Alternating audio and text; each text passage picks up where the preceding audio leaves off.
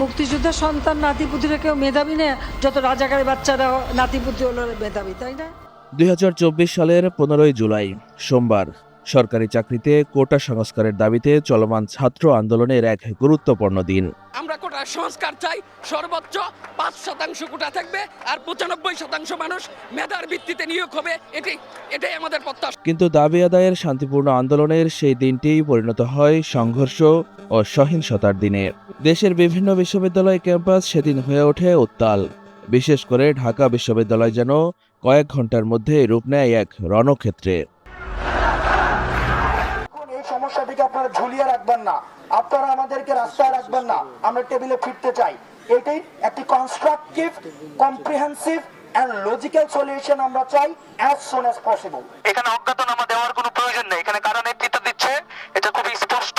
ঢাকা বিশ্ববিদ্যালয়, জগন্নাথ বিশ্ববিদ্যালয়, সাতক্ষীরা সহ সারা বিশ্ববিদ্যালয়ের প্রতিনিধির মাধ্যমে কিন্তু এই আন্দোলন পরিচালনা করছে এবং আমরা আপনাদের সামনে উপস্থিত আছি। যদি মামলা দিতে হয় আমাদের নামেই যাতে মামলা দেওয়া হয়। এই উত্তেজনার সূত্রপাত হয়েছিল আগের দিন ১৪ জুলাই এক সংবাদ সম্মেলনে তৎকালীন প্রধানমন্ত্রী শেখ হাসিনা কোটা সংস্কার আন্দোলনকারীদের রাজাকারের নাতিপুতি বলে মন্তব্য করেন। মুক্তিযোদ্ধার সন্তান নাতিপুতিরা কেউ মেধাবী না, যত রাজাকারের বাচ্চারা নাতিপুতি হলো মেধাবী, তাই না? সেই মন্তব্যে ক্ষুব্ধ হয়ে সেদিন রাতেই ঢাকা বিশ্ববিদ্যালয়ের বিভিন্ন আবাসিক হল থেকে শত শত শিক্ষার্থী মিছিল নিয়ে বের হন। তুমি কে আমি কে, রাজাকার রাজাকার স্লোগানে মুখর হয়ে ওঠে ক্যাম্পাসের রাজু ভাস্কর্য এলাকা। আমরা আশা করছি যে সরকার উপরের মহল থেকে আমরা একটা পজিটিভ কিছু পাবো, কিন্তু তার মাঝখানে যখন এরকম নেগেটিভ একটা বিষয় চলে আসতেছে তখন আসলে আমাদের সবারই ক্ষোভটা অনেক বেশি হয়ে গেছে। এখানে একটা কেউ রাজাকার বলতে পারবে না, সবাই আমরা ছাত্র আন্দোলন দিয়ে আমাদের ঘরে ফিরে যেতে চাই। আমরা কিভাবে সাধারণ মানুষ যারা মুক্তিযুদ্ধে পার্টিসিপেশন করতে পারে নাই, যাদের বাবারা যাদের দাদারা, তারা যে রাজাকার হয়ে গেল এটার প্রমাণ কে দিবে? তারা রাজাকার কেন? অনেকের কাছে এটি ছিল প্রতিবাদের ভাষা, আবার কারো কাছে ছিল রাজনৈতিক বিতর্কের নতুন অধ্যায়। পরদিন সকাল থেকে উত্তেজনা বাড়তে থাকে। আওয়ামী লীগের সাধারণ সম্পাদক ওবায়দুল কাদের বলেন, আন্দোলনকারীদের জবাব ছাত্রলীগই দেবে। ছাত্রলীগ সহ যারা তাদের এই আত্মস্বীকৃত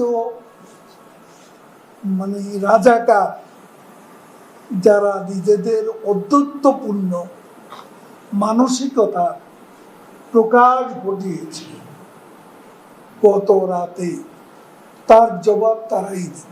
একই দিনে ছাত্রলীগ সভাপতি সাদ্দাম হোসেনও কঠোর অবস্থানের ইঙ্গিত দেন। বাছাই করার বিষয়, তথ্য উপাত্ত বিশ্লেষণ করার বিষয়, বিশেষজ্ঞদের মতামত নেওয়ার বিষয় এবং সবচেয়ে বড় কথা আমাদের আপিল বিভাগের কিন্তু বিচার বিভাগীয় পর্যবেক্ষণ থাকবে।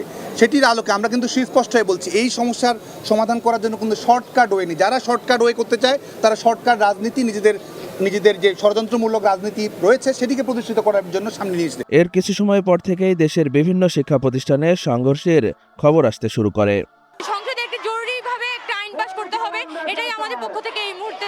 বিকেলের দিকে ঢাকা বিশ্ববিদ্যালয়ের বিজয় একাত্তর হলের সামনে প্রথম সংঘর্ষের সূত্রপাত হয়। প্রত্যক্ষদর্শীদের ভাষ্য অনুযায়ী রড, হকিস্টিক ও বিভিন্ন অস্ত্র নিয়ে আন্দোলনরত শিক্ষার্থীদের ওপর হামলা চালানো হয়। প্রাণ বাঁচাতে অনেকে বিশ্ববিদ্যালয়ের বাসে আশ্রয় নেওয়ার চেষ্টা করেন, কিন্তু সেখানেও হামলার অভিযোগ ওঠে। আহত শিক্ষার্থীদের আর্তনাদে ভারী হয়ে ওঠে ঢাকা মেডিকেল কলেজ হাসপাতালের জরুরি বিভাগ। শুধু ঢাকা বিশ্ববিদ্যালয় থেকেই আহত ২৯৭ জন শিক্ষার্থী, আর দেশ জুড়ে আহতের সংখ্যা ছড়িয়ে যায় ৪ শতাধিক। ঢাকার বাইরেও থেমে থাকেনি অস্থিরতা।